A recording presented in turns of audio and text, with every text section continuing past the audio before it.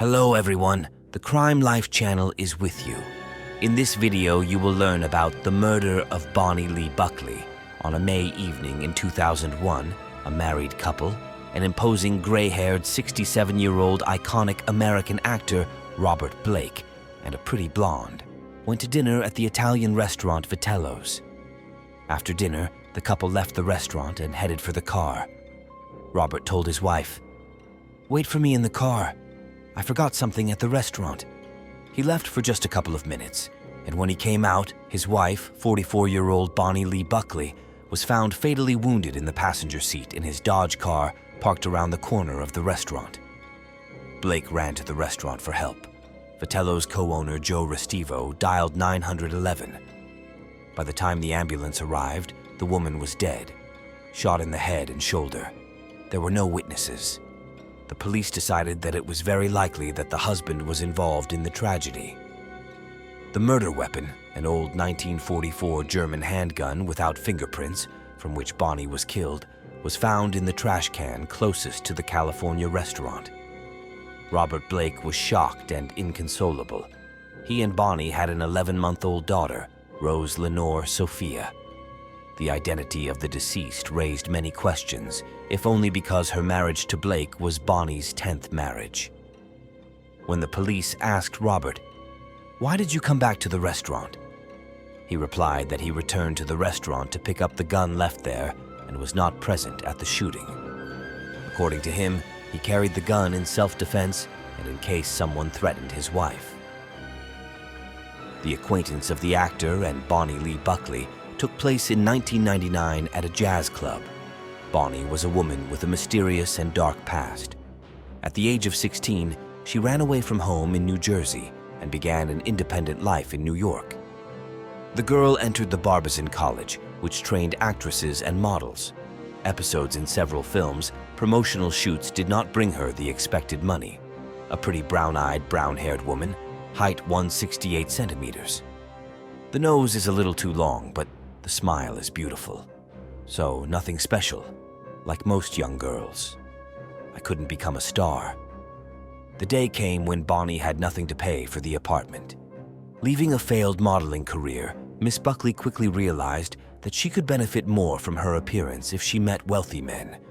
One of these men turned out to be a Greek immigrant, Evangelos Palakis, who offered her a marriage for a tidy sum so that he could obtain citizenship. After that, Bonnie filed for divorce. At the age of 21, she married her cousin Paul Gavrin and gave birth to a son and a daughter. After 5 years of marriage, Bonnie left her husband and children.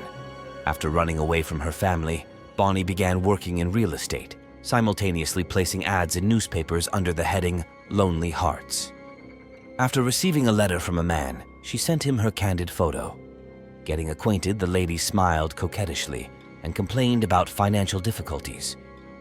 "You must understand that it is not easy for a beautiful young woman to live in New York. The men paid her rent and willingly gave her money." Soon Bonnie developed a certain scheme. By sending nude photos of herself to fans, she demanded the same photos from them. As soon as the cash flow stopped, photos of hapless lovers and blackmail were used. She wanted more and more money, and Bonnie began hunting for the rich and famous. "Being around celebrities," she once said, "makes you feel better than other people." The scope of her scams is amazing. Her network included Dean Martin, Frankie Valli, Gary Busey, and many of those who did not advertise an affair with a blonde. In her notebook were the phone numbers of Robert De Niro and Jimmy Swaggart. Bonnie realized that you can make a bigger jackpot if you get married officially and sue your spouse for part of the fortune. In this way, she saved up money for several houses in Memphis and a mansion in Los Angeles. Bonnie perfected her appearance, and wealth and connections gave her a pass into high Hollywood society. The swindler turned around to the fullest. She had about 30 fake identity cards alone, as well as attempts to write fake checks in the amount of $200,000. Often, the lady asked to send her money for travel expenses and rent, but after receiving cash, she disappeared. Bonnie received a probation sentence for her scams. In 1990, Buckley began stalking singer Jerry Lee Lewis. She followed him all over the country, attending concerts, became friends with his sister, and eventually ended up in his bed. In 1993, Bonnie gave birth to a daughter and began to claim that this was Jerry's child. The singer demanded a DNA test, which denied his paternity. But even Jerry Lee Lewis's sister somehow let slip that a settlement agreement had been reached between Bonnie and her brother on the non-disclosure of the secret of the birth to the general public. For a lot of money, of course.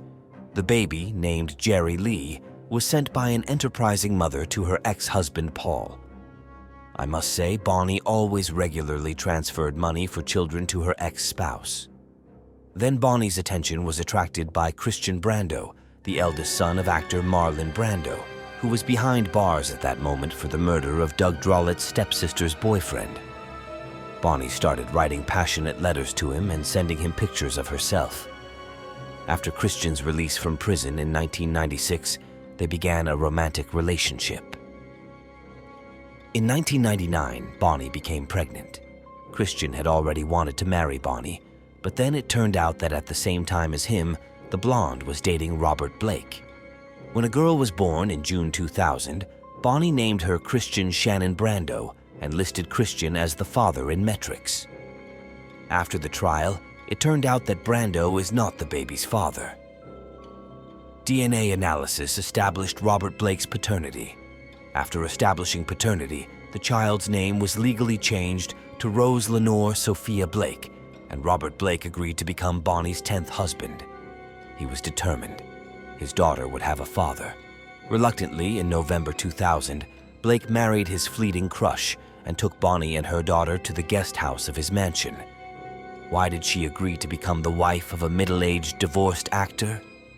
Bonnie was not getting any younger herself, and the prospect of becoming the legitimate wife of a Hollywood, albeit once a cult actor, warmed her pride.